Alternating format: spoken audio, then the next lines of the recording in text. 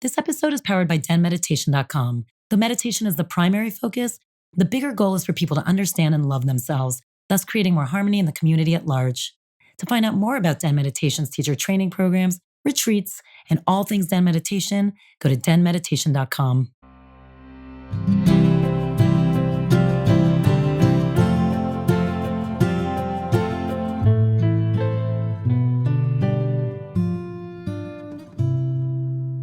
There's so much going on in the world right now that's just really hard to swallow, all over the world. I know everyone likes to pay attention to one little area in the Middle East, but there's so many places going through, famine and genocide and just a lot of, really hardships, wars, and, especially what was happening this year for me. I really started thinking like, wow, I really have to do some ancestor work, because even on the lineage that's closest to me, I'm affected by two major things happening right now, whether it be in Ukraine or whether it be in Israel. And I was like, and it just really started to bring up, like, we should talk, because there's everyone in some way beyond this lifetime is affected by lineages that have gone through traumatic stuff. So I was like, you are a perfect person to chat to about this. Yes, well, thanks, Tal, and thanks for inviting me onto your podcast. For those folks who don't know me, I'm a traditional African healer from South Africa, known as a sangoma, or a traditional African shaman, and I've been a shaman for 26 years now. And I started my journey just after apartheid ended in 1997, when I was invited by my teacher Mamgwevu of the Xhosa Nation to become her apprentice. And she's from the same tribe as Nelson Mandela and Desmond Tutu. So it was a real honor to be asked. And I didn't say yes straight away, because I was afraid, to be honest. I was the only white person in the township probably at the time. And to be asked to join a very secretive but also very sacred part of the culture, to become a medicine man and an apprentice, I didn't take it lightly after being brought up in South Africa and being brought up through apartheid and the Civil War.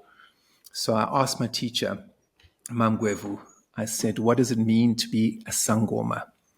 And she said, to be a sangoma, and I just need to go back a little bit. Growing up in South Africa, sangomas were demonized, and they were seen as witch doctors, and they were not spoken of in a very, very good way. And it's partly because of colonialism and partly because of misinformation and misunderstanding. So I think sangomas, or we could even say traditional African shamans, are ancestral healers, meaning that they listen to the call of their ancestors through dreams and through physical symptoms. And they do healing, not just for themselves, but for their ancestors. So a core aspect of traditional shamanism is not about getting visions for yourself. It's about getting visions for your community. And also, we don't decide to become a shaman or a sangoma. So it's not like you're deciding to go and do a shamanic practitioner's course. You don't decide to become a sangoma. I never went looking to become a sangoma. It is a gift that is given to you. It's bestowed on you through the ancestors. But it's also something that's very difficult, because you become very sensitive, very empathic, and you become a channel for ancestral energy. And that might be a few generations, but it might be hundreds and hundreds of years in the past. So I worked with a Mongolian shaman, and when she got the call to become a shaman, it was one of her ancestors that came to her from 500 years ago that she started to channel. Interesting, because, that's why I wanted to talk to you, because I know you work with ancestors. That's what shamans do. Talk a little bit about what it means. Like, the ancestral line is long, and yes, there's the line of medicine men and women that you work with, but talk about when your ancestral line also goes through trauma. When you're called to become a sangoma, it's all about healing your ancestors. And as you heal your ancestors on the other side, then they come back with psychic gifts and healing for you. So basically, when you get called to become a sangoma, It's about healing your ancestors. So I give an example. One of the traditional healers association that I'm part of in the Xhosa language, it's called Utando Bayapanzi, which means love of the dead people, love of the ancestors. So what it means is that sometimes people will go through a process where they might have dreams about their ancestors, or they might not even know it's their ancestors, but it might be a sickness of their ancestors that is starting to go through them. So the way they address that is they look for healing for themselves, but as they are healed, then their ancestors are healed. So it's a bit like, I'll give you an analogy of the baobab tree in Africa that can go for longer than 2,000 years. It's a very old tree. It's a succulent, and it's a very kind of iconic image of Africa. So with the baobab tree, you're looking at healing those roots if the tree gets sick, and you're not looking at just a couple of 100 years. You're looking at the whole root structure, which goes back, say, 2,000 years. It's the same thing as a human being. You don't look at a couple of generations. You look at the whole root going way back, and 100 years is too short. What we're looking at is 10,000 years, 20,000 years. And the thing with the Western mind, due to capitalism and due to instant gratification, the Western mind is only thinking of a couple of generations, and that's part of the problem. There's short-sighted thinking because of instant gratification. So let me go and take this magic plant, and then I'm going to see what I need to see. But it's not correct, actually, because the whole ancestral discussion, we need to look at 2,000, 3,000 years. So when there's an illness in the family, often it's an illness that is coming up from the ancestral realm. So how do you address that? Well, you work with the individual who is sick. Let's say they're getting dreams, or let's say they've got addiction issues. The first thing is to address that, but also to welcome in one's ancestors. So like a tree, if you want to heal a tree, you don't just look at the leaves and the bark, you look at the roots, because that's how you really heal a tree. You look at the roots. You don't just look at the stem and the branches and the leaves. That would be incorrect healing if you're working with plants. Same thing with a human being. Once someone has got addiction issues, let's say, or someone's very, very sick, you work with them spiritually, but also physically. So giving them the right medicines and therapies and things like that. But if you don't look at the ancestral piece, then that illness is going to keep being repeated one generation after the next. So the way you look at that ancestral piece is you just take a pause, like good mindfulness. And I know you do mindfulness meditation. So mindfulness meditation here would be just feeling your heartbeat and being aware that your connection as an individual to the natural world is you weren't just dropped in here from outer space. Your immediate connection to this physical earthly realm is through two people, mom and dad, male and female. And that is the first point that you need to do in terms of bringing through healing, is you just honor that family line through the mom's side, and you call on those ancestors to be with you, and you send them love and healing. And then you honor the family line down the father, and you call on them, and you also send them some love. So this is where a lot of people in the West struggle because of colonialism.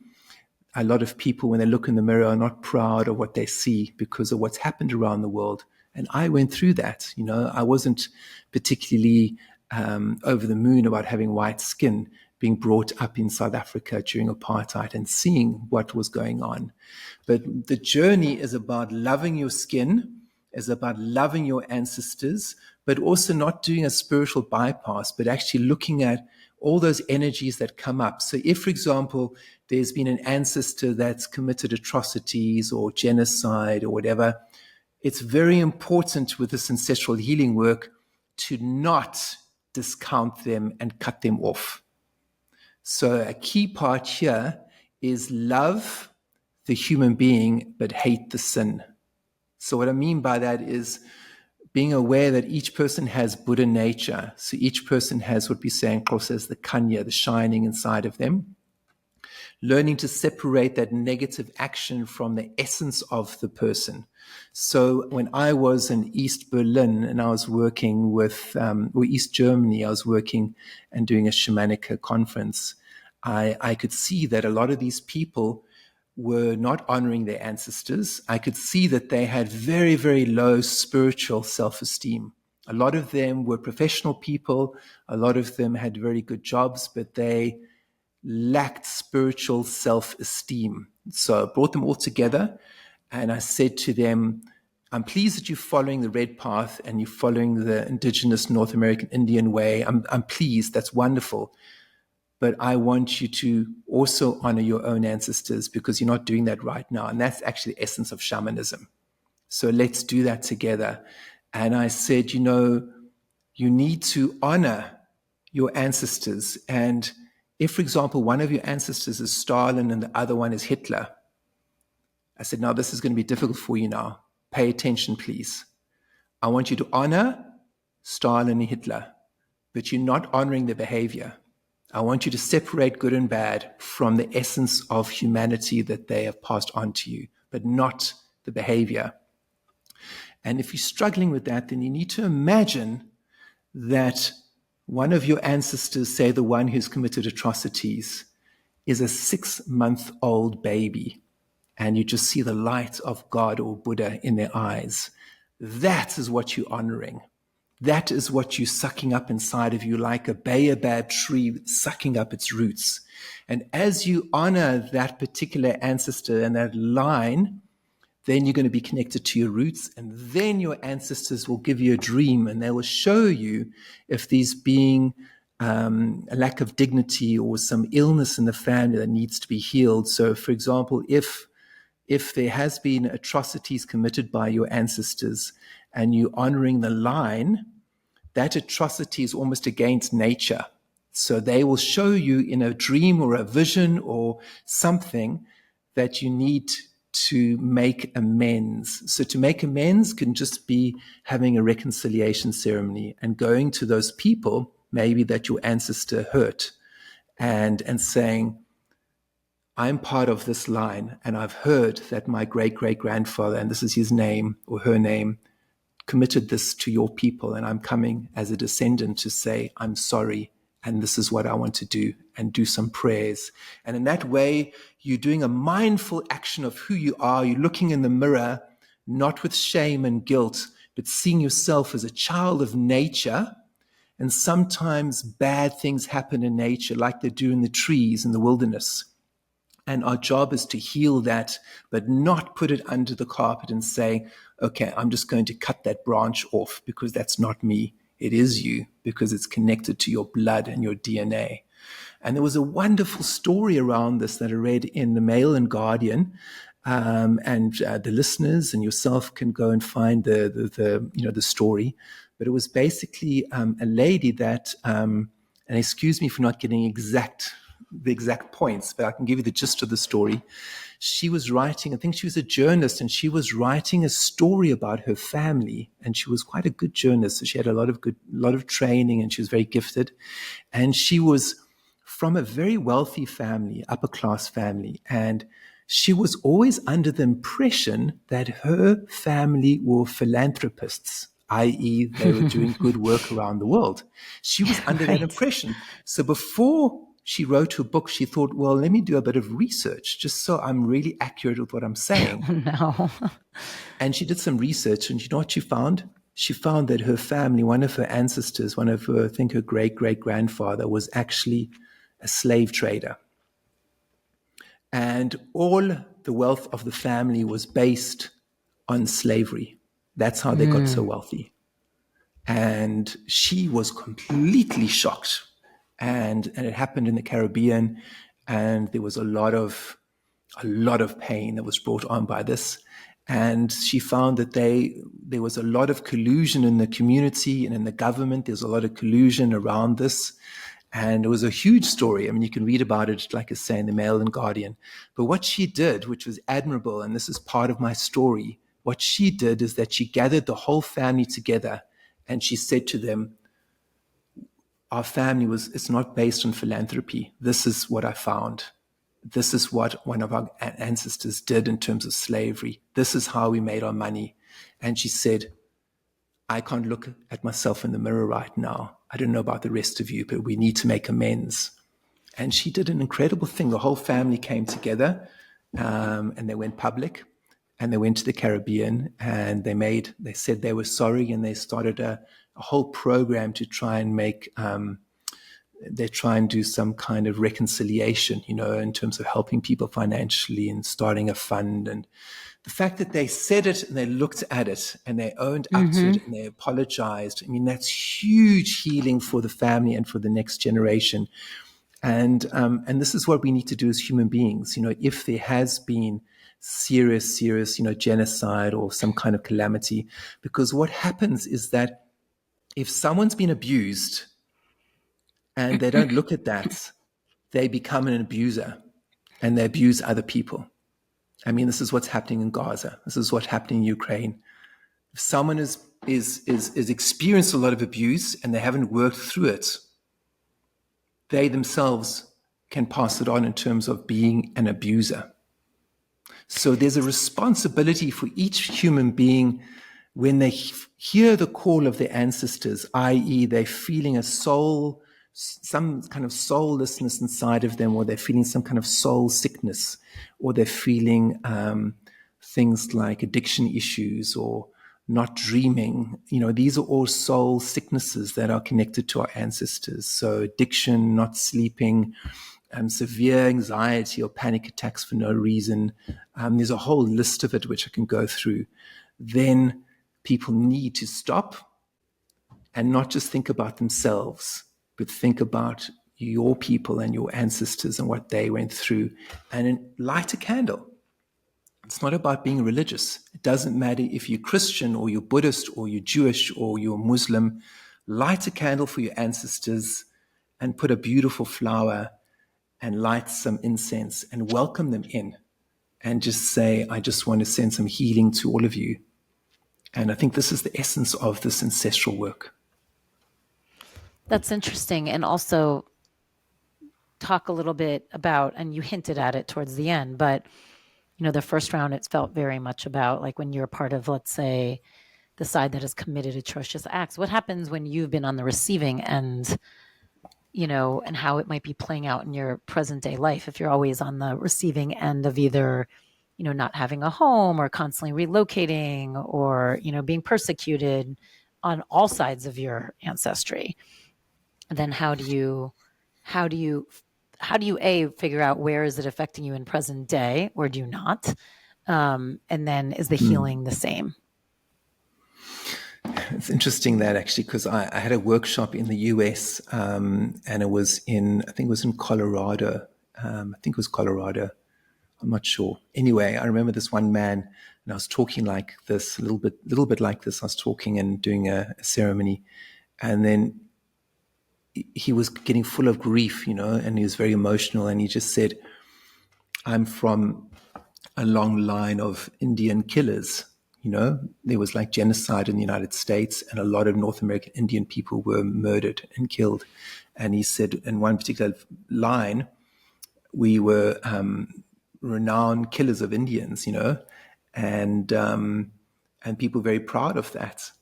And then he said in another line inside of me were the Indian people who had been raped, and I am a mixture of both the oppressor and the oppressed. He actually looked really Indian, this man. He really did. It was incredible. And he just said, then I've had addiction issues because I can't reconcile the oppressed and oppressed in my own blood. It was like an incredible situation. So what we did there in that situation, I got him to actually have a conversation with these two ancestors inside of him. And the one who was the oppressor, their job was to apologize for what they did, And then the one who was oppressed, their job was to also say what had happened to them and how their power had been taken. And And I said, it's very important for the one who's been oppressed not to feel obligated to suddenly forgive the oppressor, you know? Hmm. Because that's the whole thing. It's like, oh, we do a ceremony now, there needs to be forgiveness. But no, you know, the anger of what's happened to someone can take generations to heal. Generations. So to just expect someone to forgive, that's not correct either, because sometimes what can help with healing is anger. You know, when I worked with soldiers in the South African Army as a military medic, I worked with a lot of special forces soldiers from Angola. And one of the ways that they healed was through anger. Some of them were so angry at being wounded and hurt that anger they fueled into their rehabilitation. They were like, the enemy has taken all of this from me. They're not going to take any more, you know? And I remember walking with one of my patients who had both his legs blown off in a landmine, and he was 22 years old, and he had the heart of a warrior. And when we got him his two new aluminium legs, like special legs, I said to him, I can help you walk down the aisle. And he looked at me and he said, no, I'll walk on my own, you know. And we just fitted his legs and he just walked. And what was in his eyes, I could feel, was that anger. And it was that anger of what had been taken from him. And that anger can also be very helpful for healing. So the first is that person who's been oppressed needs to feel their anger and then channel their anger into something that is appropriate, not necessarily against the oppressor, but they need to channel that anger. And one of the productive ways of channeling anger would be, say, through prayer. And if you're working in a shamanic or ancestral context, it would be to feel that anger inside of you and feel that injustice. Just like Nelson Mandela, he was angry and he channeled that injustice that he felt into being an incredible good speaker and also to say, this is wrong. And I'm telling the whole world this is wrong.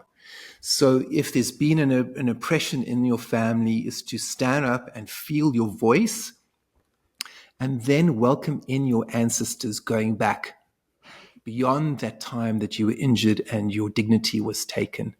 So go back 500 years, go back 1,000 years, go back in time and ask, just like a tree, like the baobab, you're pulling the sap from the tree and you're pulling from way down in the roots. Same thing as a human being. You go back to before the atrocities were committed and you ask those warrior ancestors to give you strength so that you can reclaim your dignity and your self-esteem.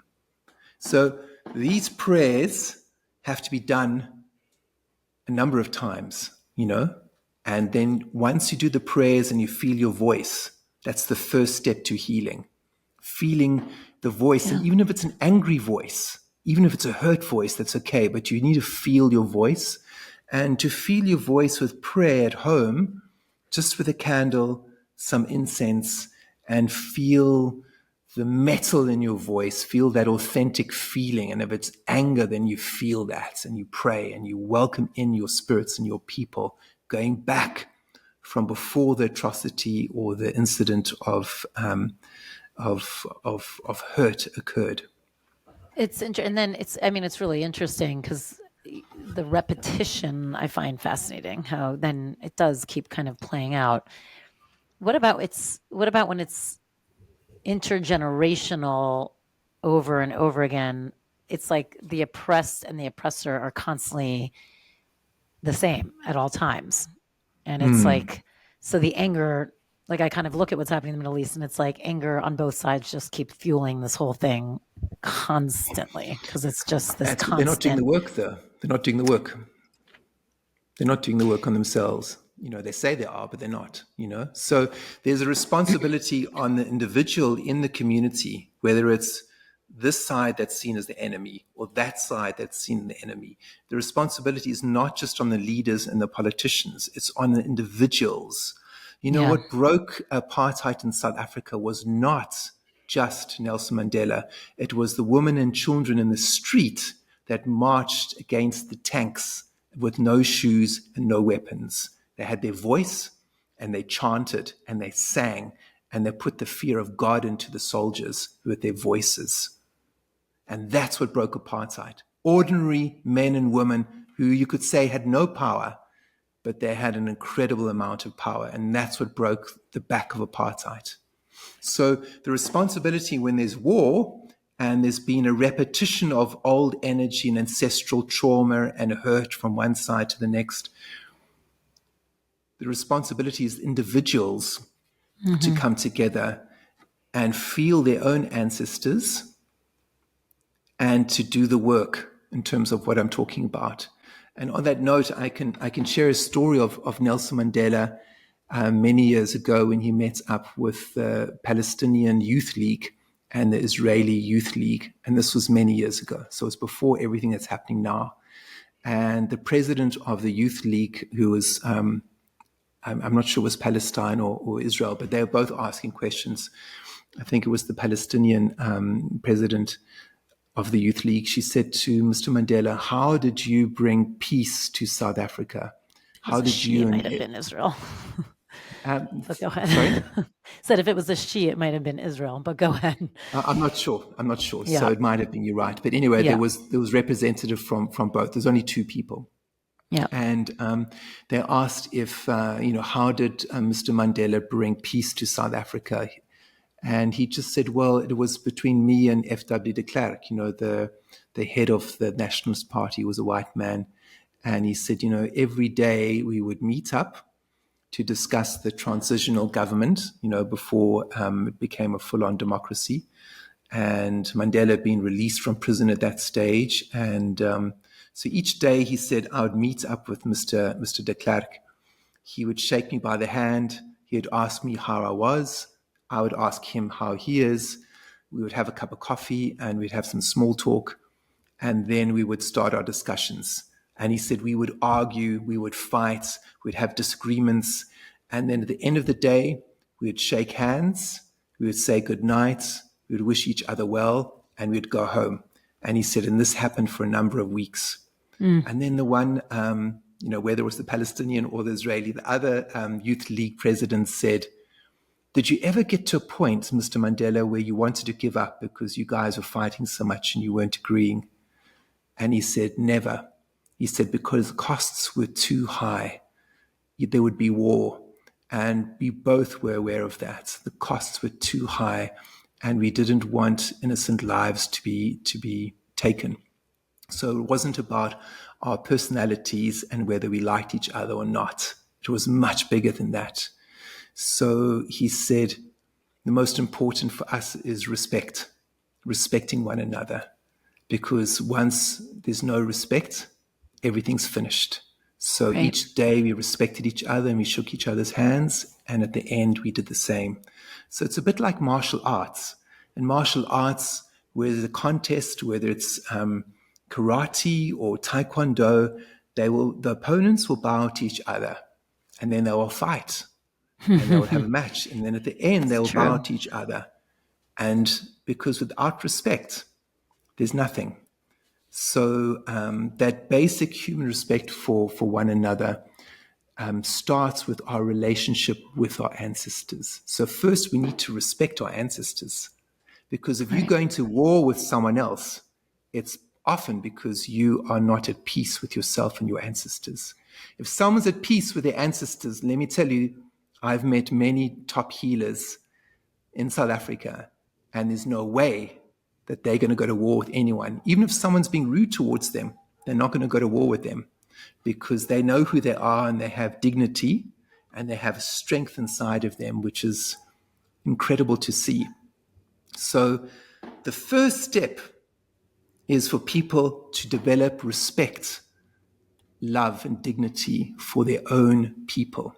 And it's hard because of colonialism, because of many things. I mean, with my family, my mom's Irish. She's from Dublin. My father's background is actually from England. The Irish and the English were at war. Yes, they did not like each other. 800 years. For 800 years. My mom knows the full history, And when we did our family tree, my father's line was at the front of one of these main wars. And my mother's line was at the front of the other side.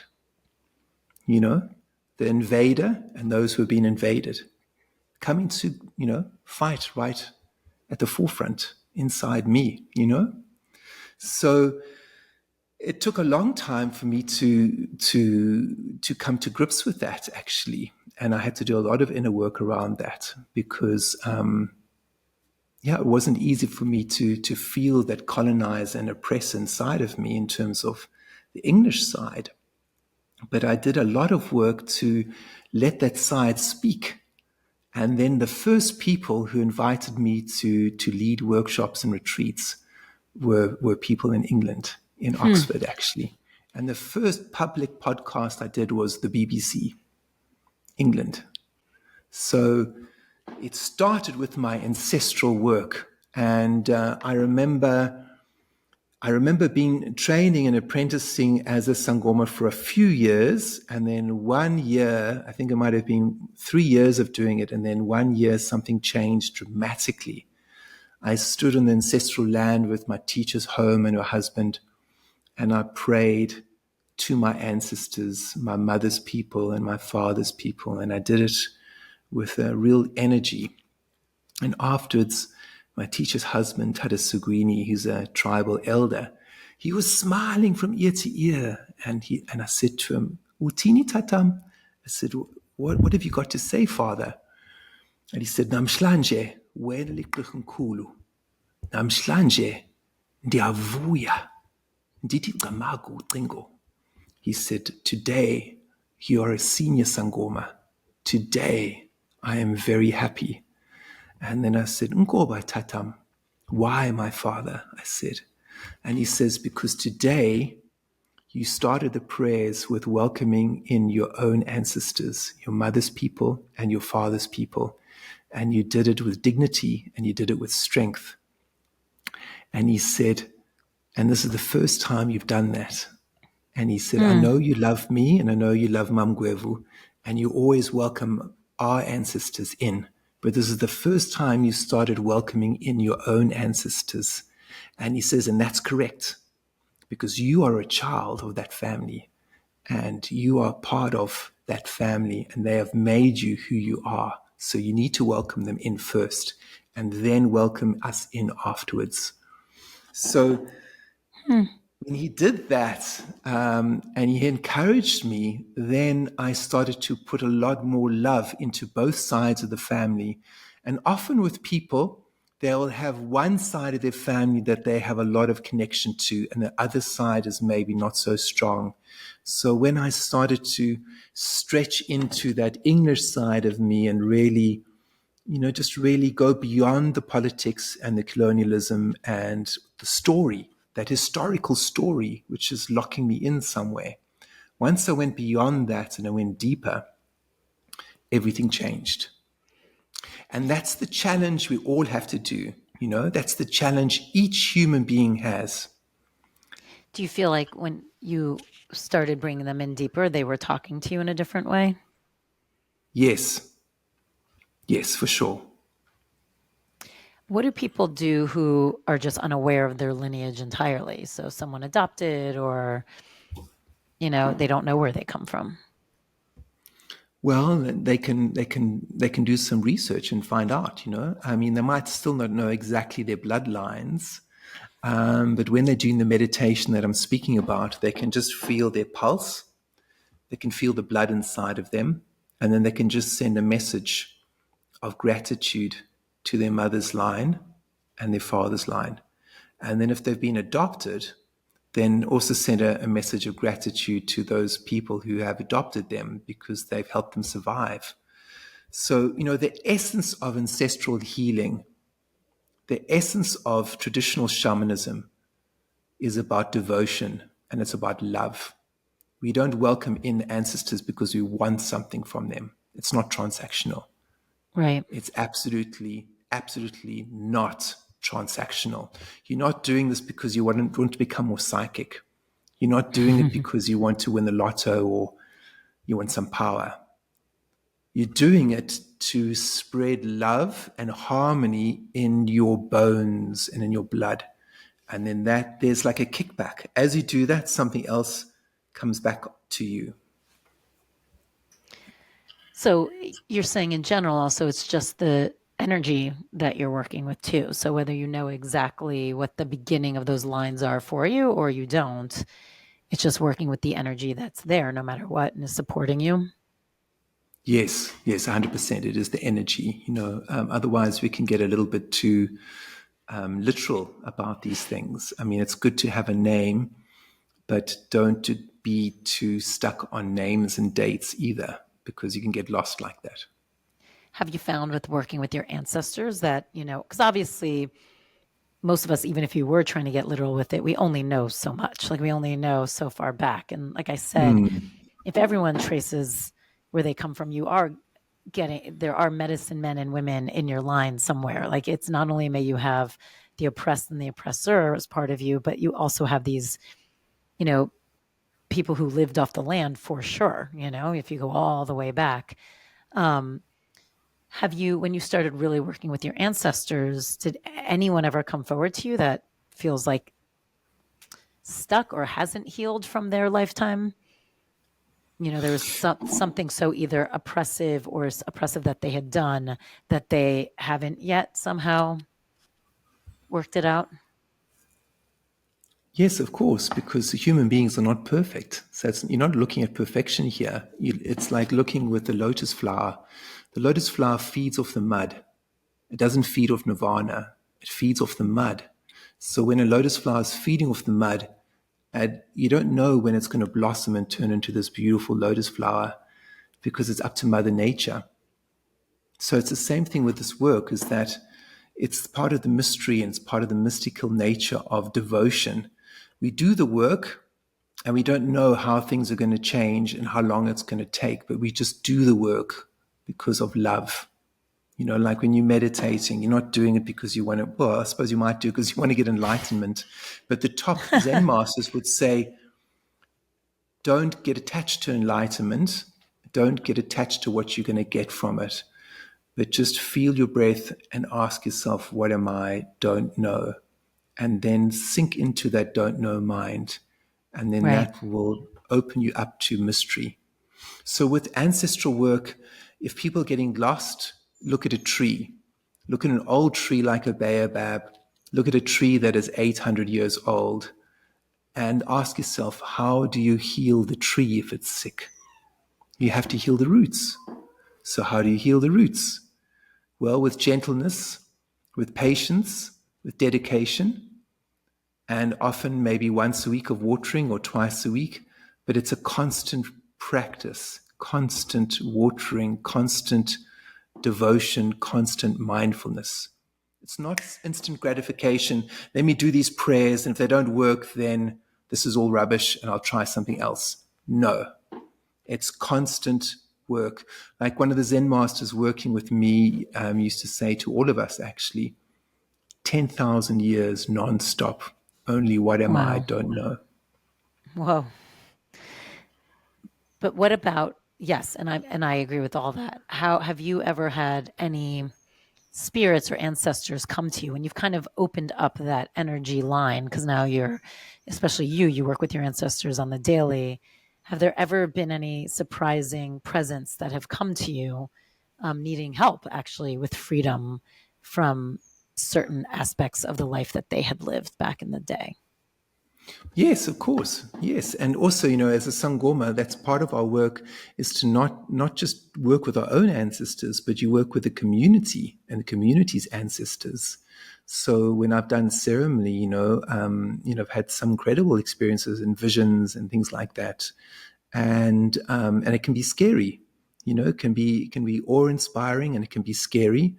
And then the root of the practice is like feeling your feet, feeling the pain that ancestors gone through, and going beyond judgment. We are not God. Our job is not to criticize and not to label someone as good or bad who lived 300 years ago, and we assume that we know about their life and the culture that they were in. No. You learn with this work to not judge, but to feel those energies, and you release those energies through prayer and chanting. So as the rhythms are going, as the chants going, we have different rhythms and different chants, like you do in yoga and Buddhism, to release those spirits. But we never push those spirits and say they're not allowed to be here. We let them come in, and then we encourage them to go. But we don't say, go away. We welcome them in, and then we Right. direct them off. Because we are all children of the human race. And as children of the human race, we're also children of nature. And our job is to learn to see life with a non-judgmental eye of awareness. Can you talk a little bit more about how these things do affect you in present day? You mentioned addiction and blah, blah, but talk about it energetically a little bit, how these lines of people what happened all the way back then, who knows, could be 100 years, it could be thousands of years, can still be, if the healing isn't done, be affecting you in present day and you're just super unaware. Okay, yeah, I can share from personal experience what I've seen. So, I mean, for example, like Ireland, I've been in pubs in Ireland, in Dublin, where it's kind of maybe late on in the evening and you start talking to, basic strangers and you start having a really good conversation. And I noticed this a number of times where the people start going into an oppressive, low self-esteem kind of energy in their conversation. And also a sense of lack, that they're poor, that they have no money. And sometimes I've actually stopped the conversation. I'm saying, but you've got a big car outside and you own a few properties. What are you going on about that you've got no money? You do have money. You are wealthy. Ireland is wealthy now. It's not a poor country. And then they stop. So it's almost like this old story gets repeated and repeated, and it becomes like a story that people are believing, but that story changes and it's no longer the truth. And it's because on an individual level, people haven't done that healing. So that ancestral voice that is inside of them, like maybe their grandmother or it's quite recent in Ireland that wealth has come into the country, really. It was a poor country right up until, the 60s, 70s, 80s, 90s, things money started coming in. So that's where people have to do some work and actually realize, hang on, we actually not poor people anymore. Right. We're not poor. We're not poor materially. We're not poor materially anymore. We have abundance. We can fly to the other end of the world. We can buy another home. We can whatever, But it was interesting to see a number of people I've come across, who they weren't aware of that. I'm just giving that as an example. There are other examples, but that's just a simple example. And then you might be like clients that I've come across, say in North America, for example, where there might be the same kind of conversation that they're having of lack, where they have to keep working and they're pushing themselves and they have a middle-class salary. Maybe they're earning over $100,000 a year. They've got a nice car, a nice house, but they're working themselves to death in some ways, and they're constantly working constantly. And then when I'm sitting with them and have a session, I'll be like, what are you doing? And it's like a programming that's going through them that they are not mindfully taking a bit of distance and looking at that. And when we have a bit of a conversation about their history and then their family, their parents, what comes up is their parents maybe were fleeing from Germany or from the war, and they were dealing with very, very serious survival issues. And then when they arrived in the United States, they didn't process the trauma they went through. They focused on becoming professional people. So studying, using the intelligence, working extremely hard. And then their children had a lot more abundance. And then the next generation had a lot more abundance. And it's almost like this pattern of behavior of this relentless work. And then inside, when you're talking, they almost talk as if they got no money. And I mean, like, why are you talking like this? So it's like an ancestral voice inside of them that hasn't been listened to and hasn't been fed. So their outside world has changed dramatically. They now have a nice house. They are safe. They're not having a police or army come into their door to take them away. But that story is still inside of them.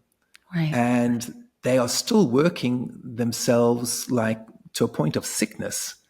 It is I've seen a interesting lot how of we clients like all, that. yeah, we Yeah. all have patterns that it's like make us who we are. And sometimes it's not, it is from stuff we don't even realize. It goes beyond the specific lifetime. So I find that fascinating, like really fascinating. And you're saying, which I love, and you started the conversation this way, that through prayer and inviting both sides in, not just one or the other, even if you know one better, but inviting both sides in, will really start healing that. But you have to be consistent. This isn't like a one-shot deal. Try doing it for 10,000 years nonstop.